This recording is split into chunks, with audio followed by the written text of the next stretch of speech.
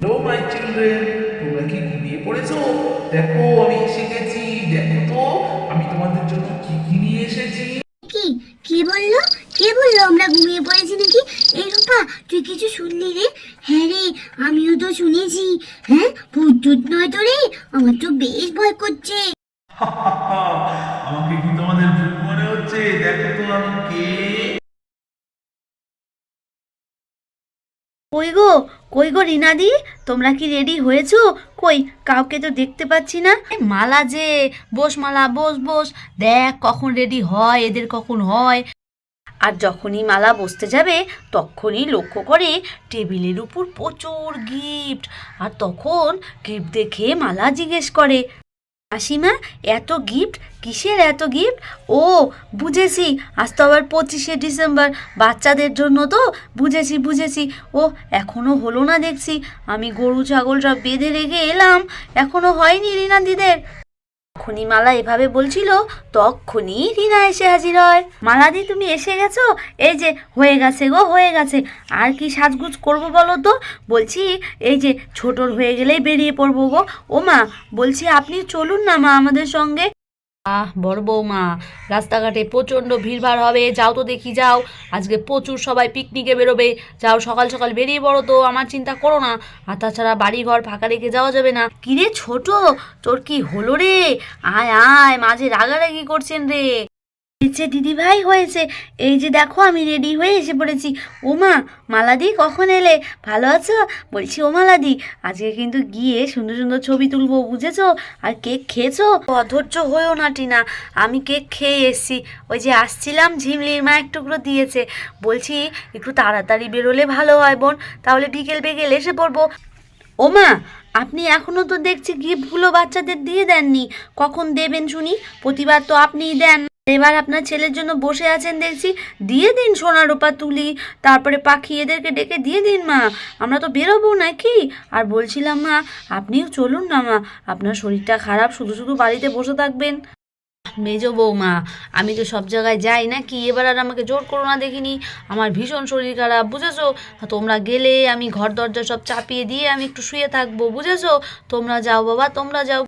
যখনই সবাই মিলে এভাবে গল্প করছিল তখনই তুলি এসে তার ঠাম্মিকে বলে, ও ঠাম্মি, ঠাম্মি, তুমি রেডি হয়েছো? কাকাইয়ের দেওয়া জামাটা আমি পরেছি। আর এই বলতে বলতে তুলির ধ্যান যায় গিফটের দিকে। আর তখনই তুলি গিফট দেখে ঠাম্মিকে বলে, আরে এত গিফট! ও ঠাম্মি, এগুলো নিশ্চয়ই আমার জন্য এনেছে কাকাই। আমি জানতাম ঠাম্মি, প্রতিবার তো আমি প্রচুর গিফট পাই, আর এবার তো সোনার রূপাও আছে। ও ঠাম্মি, আমার গিফট তো আমাকে এখনো দিলে না।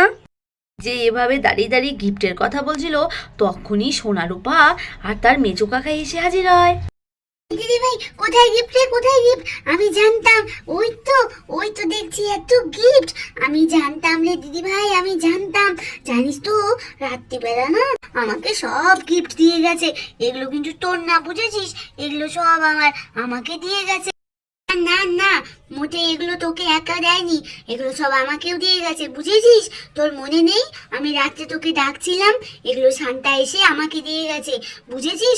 আর বড় গিফটটা তুলি দিদির জন্য দিয়েছে। তুই একদম মিথ্যে কথা বলবি না রূপা, আমি বলে দিলাম। কি বললি? আমি মিথ্যে কথা বলছি? তোর এত বড় সাহস, তুই আমাকে মিথ্যেবাদী বলছিস? আর যখনই সোনারূপা এভাবে ঝগড়া করছিল তখনই তার ছোট কাকিমণি তাদেরকে বলে, হলো কি সোনারূপা, কি হলো? কে এসে তোমাদের গিফটগুলো দিয়ে গেছে? হ্যাঁ, কে দিয়ে গেছে শুনি? একজন আমার কোলে এসে পড়ো তো, এদিকে এসো, মারপিট করে না, এদিকে এসো বলছি। জানো, আজকে রাতে না আমাদের ঘরে শান্তা এসেছিল, এসে আমাকে প্রচুর গিফট দিয়ে গেছে। আর রূপা বলছে ওকে দিয়েছে। দেখেছো কত মিথ্যে কথা বলছে? আর তখনই তুলি ওদের কাছে গিয়ে বলে, আচ্ছা আচ্ছা বাবা, আচ্ছা ঠিক আছে, বলতো দেখি শান্তা এসে তোদেরকে কি বললো? হ্যাঁ, কি বললো রে শুনি? কখন এসেছিল তোদের ঘরে? হ্যাঁ, শোন, তবে শোন, কি হয়েছে জানিস? শোন, আমি যখন ঘুমিয়েছিলাম তখন ঠিক রাত 12টা বাজে। আর তখনই শান্তা এসে, এই রূপা, রূপা, আমার পিঠের থেকে পা সরা বলছি, আমার পিঠের থেকে পা সরা। কি অভ্যাস রে তোর? তুই ঘাড়ের উপর পা দিয়ে শুয়ে থাকিস, কি স্বভাব তোর এগুলো? পানামা বলছি, পানামা। আমি কিন্তু এক্ষুনি মাকে রাখবো। বানামি এসো বলছি, বানামি এসো। আচ্ছা ঠিক আছে, নে। রূপা, রূপা, আজকে কি শান্তা আসবে রে? সত্যি সত্যি? কই রে, এখনো তো এলো না, কখন আসবে বলতো? এসে পড়বে রে সোনা, তুই চুপচাপ করে ঘুমো তো, ভালো লাগছে না, আমার বড্ড ঘুম পেয়েছে। এই সোনা, তুই কি ঘুমিয়ে পড়েছিস রে? কি রে, তুই যে কথা বলছিস না, ঘুমিয়ে পড়লি নাকি? ঘুমোইনি রে, ঘুমোইনি। কি বলবি বল তো, তাড়াতাড়ি বল, বড্ড ঘুম পেয়েছে। বলছিলাম যে আজকে শান্তা আসবে তো রে, আমরা কিন্তু জেগে থাকবো, বুঝেছিস? আমাদেরকে এসে কিন্তু গিফট দেবে, বল। হ্যাঁ, ঠিকই বলেছিস। নে নে, এখন ঘুমিয়ে পর, যখন আসবে তখন আমাদেরকে ডাকবে, বুঝেছিস? তখন আমাদেরকে ডাকলে আমরা উঠে পড়বো। নে নে, তুই এত ব্যস্ত হোস না তো। তারপর তারপর কি হয়েছিল সোনা রূপা? তারপর কি হলো শুনি?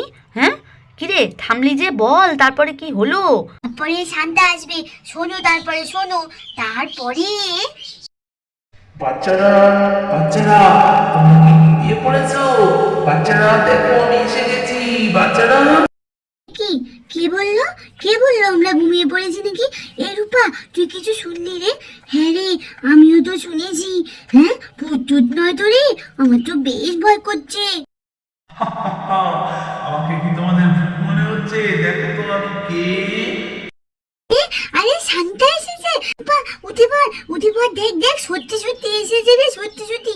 উঠে পড় রে, উঠে পড়। পর তো আমরা উঠে বসে পড়ি, বুঝেছো মা? তারপর কি হলো জানো? শোনো তবে তারপরে কি হলো। শান্তা, তুমি এসে গেছো শান্তা, আমি খুব খুশি হয়েছি জানো। তুমি এসে গেছো, তোমার কাছে আমরা একদমই গিফট চাই না, কিন্তু তুমি এসেছো, আমরা বেশ খুশি হয়েছি। তোমার সঙ্গে আজকে আমরা বেশ মজা করে করে খেলবো। তুমি কেমন আছো? তুমি ভালো আছো তো? রূপা, তোর গিফট চাই না, চাই না, আমার গিফট চাই, আমার গিফট চাই শান্তা, আমার গিফট চাই। ওকে দেবে না কেমন? ও নেবে না বলেছে, আমি কিন্তু নেব। হ্যাঁ, আমি কিন্তু খুব নেব, অনেক কিছু নেব কিন্তু, বলে দিলাম। বাচ্চারা, তোরা শান্ত হ, তোরা শান্ত হ। আমি তোমাদের দুজনকেই বেশ ভালোবাসি। চলো চলো, তোমরা গিফট নেবে। দেখো আমি তোমাদের জন্য কত কিছু এনেছি। দেখো বাচ্চারা, আমি তোমাদের জন্য কত কিছু এনেছি। ওয়াও, শান্তা আমাদের জন্য কত কিছু এনেছে, কত গিফট এনেছে, এত কিছু। হ্যাঁ, কি রে সোনা, এই তো আমাদের পুরো পাহাড় বানিয়ে নিয়েছে রে এত গিফট দিয়ে। Thank you Shanta, thank you. তুমি কেমন আছো গো? তুমি ভালো আছো তো? আমি তোমাকে অনেক দিন পর দেখলাম জানো।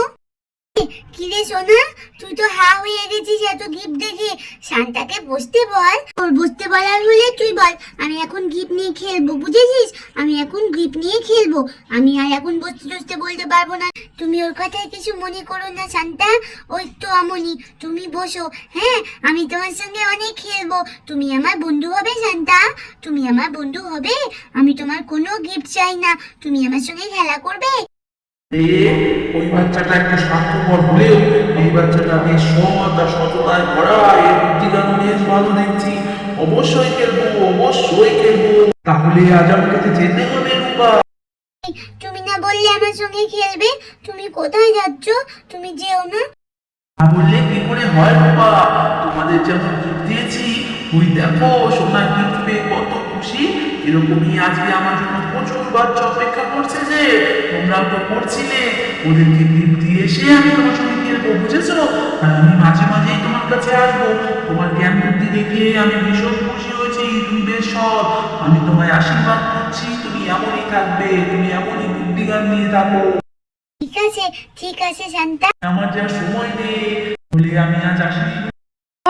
তারপর কি হলো? তারপর কি হলো রে সোনা? হ্যাঁ, তারপর কি হলো? মালা কাকিমণি, বলছি বলছি, তারপরে শান্তা কি হলো শোনো।